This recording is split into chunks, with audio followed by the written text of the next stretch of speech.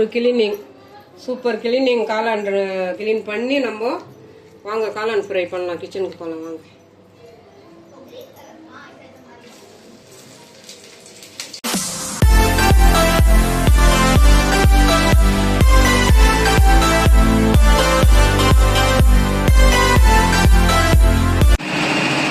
மாவு அரைக்க போகிறேன். ஒரு கிலோ மக்காசோளம் நல்லா நைஸாக மாவு அரைச்சி, மாவு நல்லா அரைச்சாச்சு நைஸாக. இன்னும் அரைச்ச மாவு காலி ஆகிடுச்சு. இப்போ மறுபடியும் ஒரு கிலோ வாங்கி நல்லா நைஸாக அரைச்சிருக்கேன் மிஷினில்.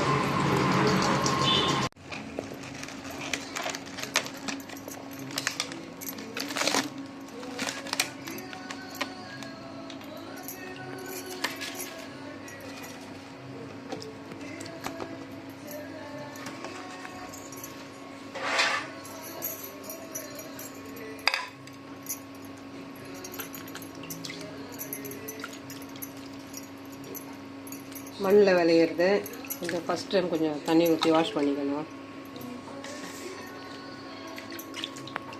இன்னொரு வாஷம் இருக்குது. ஃபஸ்ட்டு இந்த மாதிரி வாஷ் பண்ணிக்கணும்.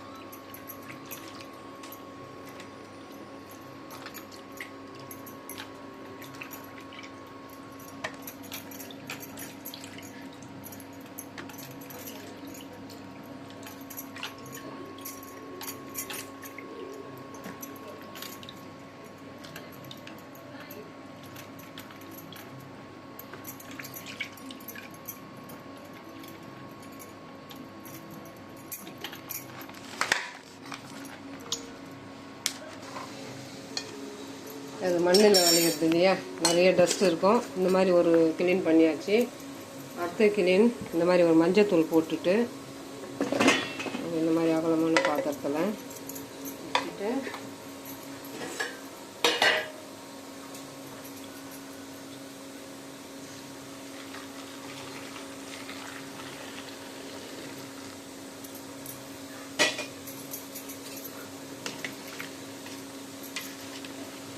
கொஞ்ச நேரம் இந்த சூடு அடங்குற வரைக்கும் இந்த மஞ்சள் தண்ணியிலே இருக்கட்டும். மீதி எல்லாம் ரெடி பண்ணின்னு வரலாம். அப்படியே ஒரே பிளேட் போட்டு மூடி வச்சிருக்கோம். நல்லா ஆறிடுச்சு. இப்போது கட் பண்ணிவிட்டு இந்த மாதிரி இது உள்ளே வந்து இந்த மாதிரி கருப்பாக இருக்கும்.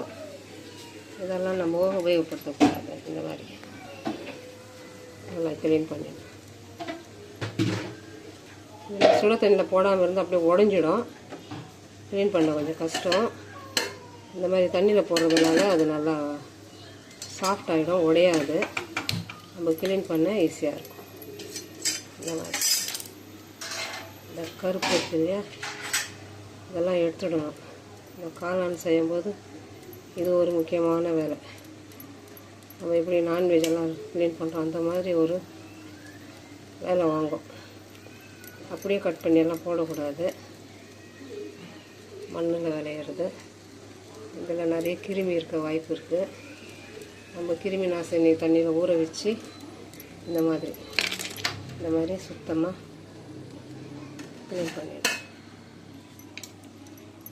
ரொம்ப சாஃப்டாக க்ளீன் பண்ணணும். ரஃப்பாக பண்ணிங்கன்னா உடஞ்சிடும் எல்லாமே. சாஃப்டாக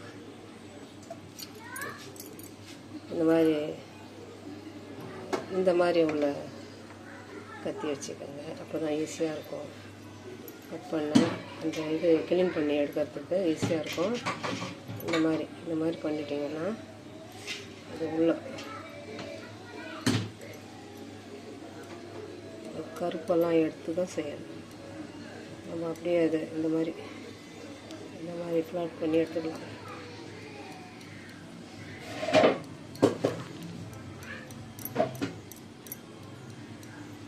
நம்ம அப்படியே பச்சையில் செய்யும்போது உடஞ்சிடும்.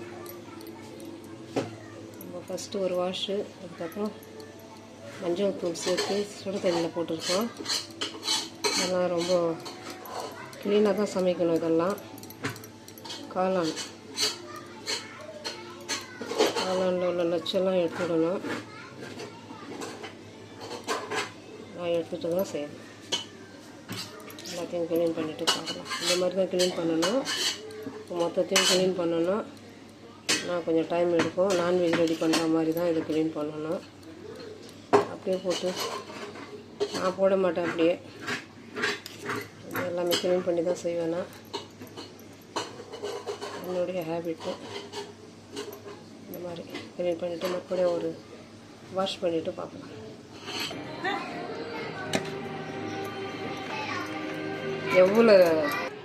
எவ்வளோ வேஸ்டேஜ் பாருங்கள். இதெல்லாம் நம்ம அப்படியே சேர்த்து செய்யணும் அது சரி வராது. ஏன்னா நிறைய நச்சு இருக்கும் இதில். அதனால் மஷ்ரூம்னா ஒரு நான்வெஜ் செய்கிற மாதிரி தான் நம்ம நல்லா க்ளீன் பண்ணணும். இப்போ 2வது தண்ணி அதில் எவ்வளோ வருது பாருங்கள். மஞ்சள் போட்ட தண்ணி எடுத்தாச்சு. அதோடு இது ஃபஸ்ட்டு ஒரு தண்ணி, அப்புறம் மஞ்சள் ஒரு தண்ணி, இப்போ 3வது தண்ணியில் இது போட்டிருக்கேன் க்ளீன் பண்ணி. இது 4வது. இந்த மாதிரி ஒரு ப்ராசஸ் தான் மஷ்ரூம். ஒரு நான்வெஜ் செய்கிற நான்வெஜ் கூட கொஞ்சம் சீக்கிரம் பண்ணிடலாம். இதை வந்து நாம் அது சின்னதுலேருந்து அப்படியே பெருசாக கவுந்து மாதிரி தான் வரும். அது தரையில் அந்த எரு அதெல்லாம் போடுறாங்க இல்லையா, உரமெல்லாம் அதில் தானே வரும். இது கவுந்து வர டைமில் அந்த கொடை படர அந்த கண்டிப்பாக நச்சு சேரும். அந்த நச்செல்லாம் சேர்ந்து உள்ளே அடங்கி இருக்கும். மேலே வந்து வெள்ளையாக நம்மளுக்கு கொடை மாதிரி தெரியும். நம்ம அதை கொடை மட்டும் க்ளீன் பண்ணால் உள்ளே இருக்கிற நச்செல்லாம் எப்படி க்ளீன் ஆகும் பாருங்கள். க்ளீன் பண்ணுறது இந்த மெத்தடு தான். இந்த மாதிரி க்ளீன் பண்ணால் தான் நம்மளுக்கு பர்ஃபெக்டாக இருக்கும். ஆனால் மற்றபடி எப்படி தெரியாது. நான் என்னுடைய க்ளீனிங் இந்த அளவுக்கு தான் இருக்கணும். இப்போ ஒரு வாஷம் ஆகிடுச்சு. இப்போ அடுத்தது இது இந்த மாதிரி ஒரு ஜல்லி வச்சு பாத்திரத்தெல்லாம் இந்த மாதிரி போட்டுக்கிறேன். நல்லா தண்ணியெல்லாம் எடுத்து வரட்டும். இந்த அளவுக்கு க்ளீனிங் போதும். சும்மாவும் க்ளீன் பண்ணால் அது வந்துக்கினே தான் இருக்கும். நம்ம எல்லாத்தையும் க்ளீன் பண்ணி எடுத்தாச்சு. கத்தி வச்சு சுரண்டி எடுத்தாச்சு. இந்த தண்ணியும் பாருங்கள் இந்த அளவுக்கு இருக்குது. இது எல்லாமே 4 முறை க்ளீன் பண்ணியிருக்கேன். 4 முறை க்ளீன் பண்ணது இந்த அளவுக்கு வந்திருக்கு. இதெல்லாம் தூரம் போட்டுடலாம். க்ளீன் ஆகிடுச்சு. ஓரமாக இருக்கட்டும். அரை எலுமிச்சைப்பழம். ஃபஸ்ட்டு எலுமிச்சைப்பழம் பிழிஞ்சிட்டா உங்களுக்கு அந்த இதையெல்லாம் எடுத்துக்கலாம்.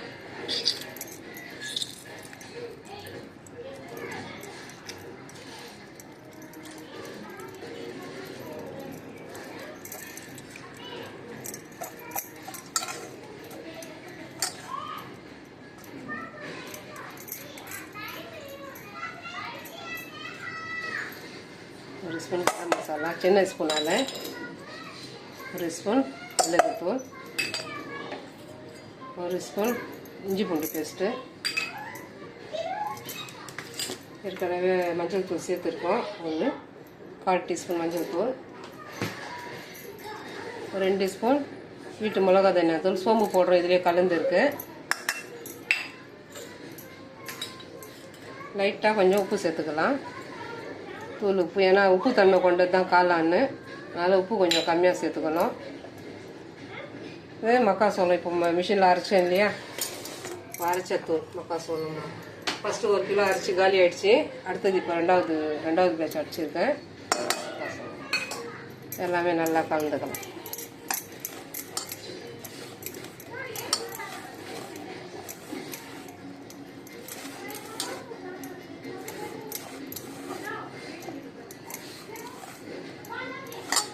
கலந்துட்டு இந்த காளானை சேர்த்துக்கலாம். நல்லா டைட்டாகிடும். இந்த மாதிரி இந்த மக்காசோள மாவு கலந்து செய்யறதுனால நல்லா டைட்டாகிடும். வளவளப்பு தன்மை கொடுக்காது. இந்த மஷ்ரூம் கிளீனிங் வந்து இந்த மாதிரி கிளீன் பண்ணால் தான் பர்ஃபெக்டான கிளீனிங்கு. அதை கொஞ்சம் கவனத்தில் வச்சுக்கோங்க. ஏன்னா நச்சு இருக்கிற ஒரு பொருள் தான். அதை நம்ம மேலே மட்டும் க்ளீன் பண்ணால் அது அதில் எங்கே போய் ஸ்டோர் ஆகியிருக்கோ அந்த இடம் தான் நம்ம பார்த்து அதை க்ளீன் பண்ணோம். அது ஸ்டோர் ஆகி உட்காருது பாருங்கள், அந்த இடம் தான் நம்ம க்ளீன் பண்ணோம். மேலெல்லாம் என்ன இருக்க போகுது? மேலெல்லாம் எதுவுமே இருக்காது. அடியில் அந்த இந்த கொடைக்கு உள்ளே இருக்குது பாருங்கள், அந்த வளைவு, கருப்பு வளைவு, அதை தான் நம்ம கட் பண்ணி எடுக்கணும். அதை வந்து நம்ம இந்த மாதிரி சுட தண்ணியில் போட்டதுனால அது கொஞ்சம் சாஃப்டாகிடும், உடையாது. நமக்கு க்ளீன் பண்ணுறதுக்கு கொஞ்சம் ஈஸியாக இருக்கும்.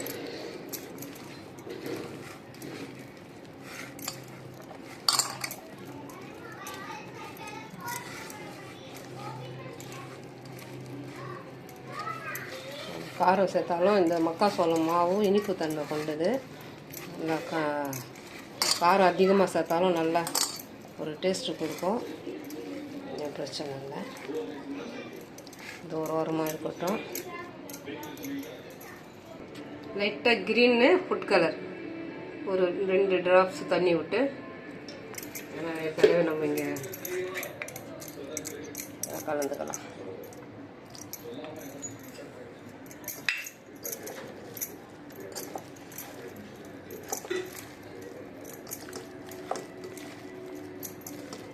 எந்த கலர்னாலும் ஆட் பண்ணிக்கலாம். க்ரீன் கலர் கொஞ்சம் லுக்காக இருக்கும் இல்லையா, பிளேட் அடிக்க, அதனால் கொஞ்சம் green colour. Green gravy, green chicken எல்லாம் சாப்பிட்றோம் இல்லையா, அந்த மாதிரி க்ரீன் மஷ்ரூம் எப்படி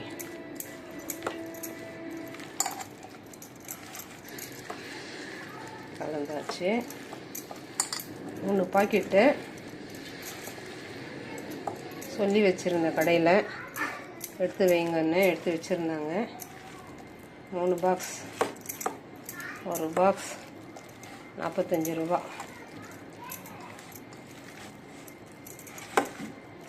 இந்த நான்வெஜ் ஸ்டைலில் வந்துடும் இந்த மாதிரி கலக்கிறதுனால. எல்லாம் நல்லா கலந்துக்கலாம். வீட்டில் இருக்கிற ப்ரெட்டு எதனாலும், வீடு இருந்தாலும் சரி, மாடர்ன் ப்ரெட் இருந்தாலும் சரி, இந்த மாதிரி கொஞ்சம் தவாவில் கொஞ்சம் ரோஸ்டர் பண்ணிக்கோங்க. நான் அதெல்லாம் பண்ணிட்டேன். ஏன்னா வீடியோ ரொம்ப லாங்காக போயிடுது இல்லையா. அது தவாவில் கொஞ்சம் நல்லா ரஃப் ஆக்கிட்டு, அதாவது வறுத்து எடுத்துகிட்டு இந்த மாதிரி ஜாரில் போட்டு அடித்து எடுத்துட்டு, இதில் கொஞ்சம் கார்ன் பவுடர், ஒரு 2 ஸ்பூன் கார்ன் பவுடர் அதில் கலந்துக்கணும்.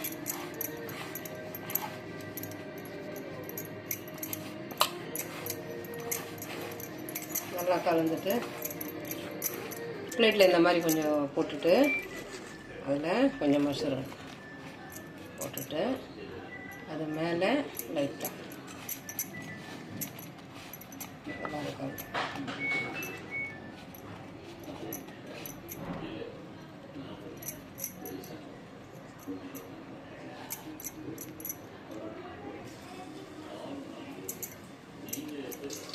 நம்ம அரைச்ச இந்த போடு இதுலேயே கலந்துக்கலாம். ஒன்றும் பிரச்சனை இல்லை. கொஞ்சம் நேரம் அப்படியே வச்சிடணும். அப்போ தான் கரெக்டாக அது நல்லா டைட்டாக பிடிச்சிக்கும், உதிராது. எண்ணெயில் போடும்போது உதிராது. இந்த மாதிரி ஒரு வாட்டி மஷ்ரூம் செய்து சாப்பிட்டு பாருங்கள், வேறு லெவலில் இருக்கும்.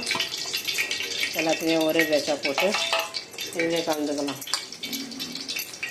நேரம் நல்லா ஒரு 5 நிமிஷம் வச்சுடணும்.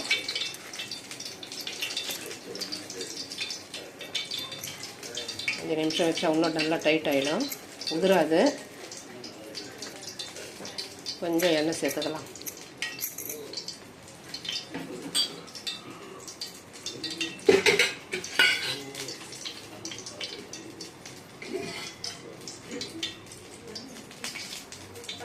லைட்டாக எண்ணெய் சேர்த்து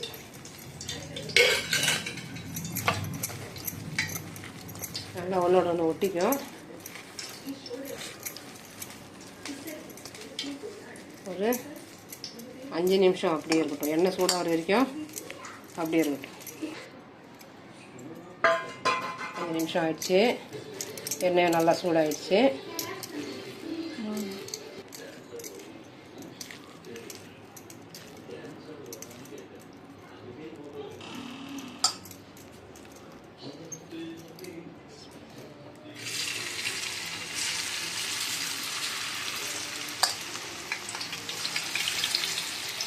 நல்லா இந்த மாதிரி உதிர வச்சு போட்டுருவாங்க.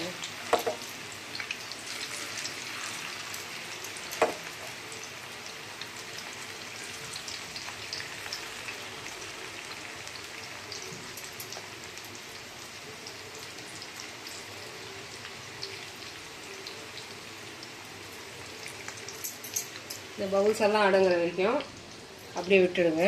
பவுல்ஸ் அடங்கின பிற்பாடு ஒரு திருப்பிக்கணும்.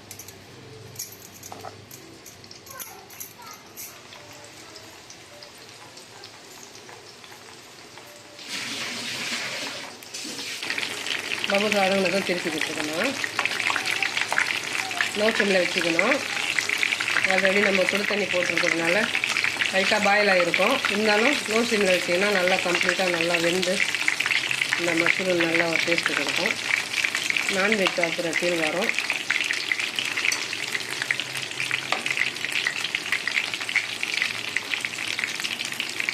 எல்லாத்தையும் அப்படியே திருப்பிக்கலாம்.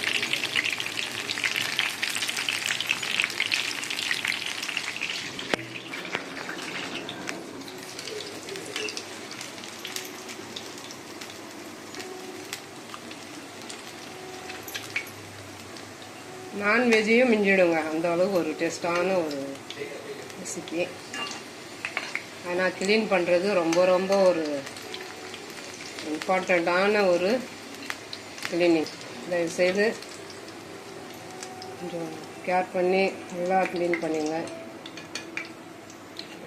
மண்ணில் இருக்கிறது எந்த அளவுக்கு அதில் பாக்டீரியா இருக்கோ அப்படின்றது உணர்ந்து நம்ம க்ளீன் பண்ணுறதுல தான் எல்லாமே இருக்குது.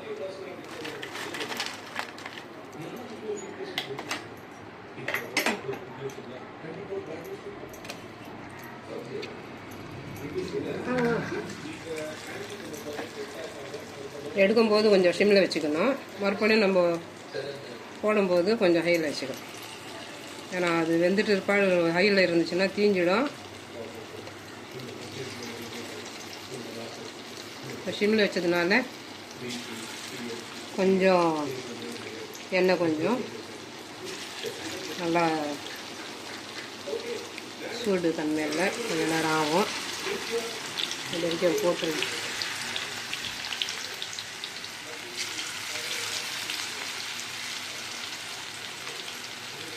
கண்டிப்பாக நான்வெஜ் சாப்பிடாதவங்க இந்த மெத்தடை ஃபாலோ பண்ணி ட்ரை பண்ணி பாருங்கள். ஆனால் க்ளீன் பண்ணுறது ரொம்ப ரொம்ப முக்கியம். பார்த்துக்கோங்க. மஷ்ரூம் இவ்வளோ காலம் எப்படி சாப்பிட்டீங்களோ ஒன்றும் சொல்கிறதுக்குள்ள. ஆனால் கிளீனிங் வந்து இந்த மாதிரி தான் ஒரு கிளீனிங். நம்ம நான்வெஜ் க்ளீன் பண்ணுற மாதிரி தான் சுத்தமாக க்ளீன் பண்ணணும்.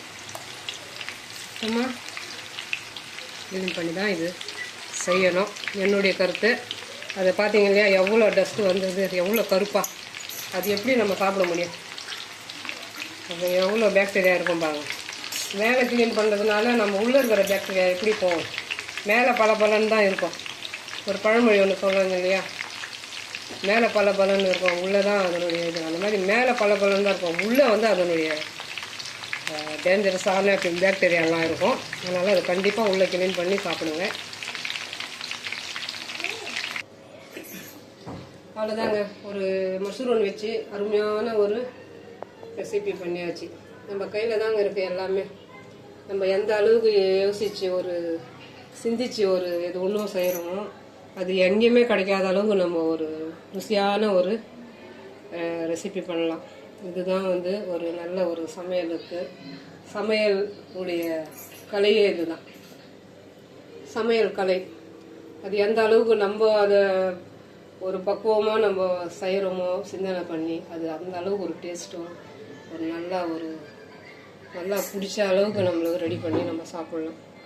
அந்த ஹோட்டலில் போனால் தான் இது கிடைக்கும் அப்படின்னு கிடையாது. ஹோட்டலில் போனாலும் இந்த ருசி கிடைக்காது. நம்ம செய்கிற பக்குவத்தினுடைய பலன் நம்மளுக்கு கண்டிப்பாக கிடைக்கும். நம்ம செய்கிறதுனால கண்டிப்பாக இந்த மாதிரி ட்ரை பண்ணி பாருங்கள். இந்த ஆப்ஷன் தான், இந்த ப்ரெட்டு பவுட்ரு போட்டது ஆப்ஷன் தான். நீங்கள் அப்படியே கூட கார்ன் பவுடர் இன்னும் கொஞ்சம் எக்ஸ்ட்ரா போட்டு கூட நீங்கள் நல்லா டைட் பண்ணி அதை அப்படியே கூட நீங்கள் வறுத்து எடுக்கலாம். இந்த ப்ரெட்டு பவுடர் வந்து கொஞ்சம் நல்லா முறுமுறுன்னு கிறிஸ்பியாக இருக்கும்னு சொல்லிட்டு நான் ப்ரெட்டு தூள் ஆட் பண்ணியிருக்கேன். அதில் நீங்கள் வேணும்னா அதை தவிர்க்கலாம், அப்படியே கூட ரெடி பண்ணலாம்.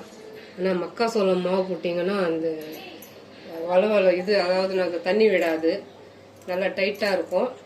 கண்டிப்பாக நீங்கள் அந்த மாதிரி ட்ரை பண்ணி பாருங்கள். ஃபஸ்ட்டு ஒரு பேட்ச் அரைச்ச மாவு காலி ஆகிடுச்சு. அடுத்த பேட்ச் இப்போ 1 கிலோ மறுபடியும் அரைச்சிருக்கேன். கண்டிப்பாக இந்த மஷ்ரூம் வரவல் பிடிச்சிருந்துச்சுன்னா like, comment, share, bell button மறக்காமல் நல்ல உள்ளவங்க பேகம் சேனலுக்கு சப்ஸ்கிரைப் பண்ணுங்கள். அஸ்ஸலாமு அலைக்கும்.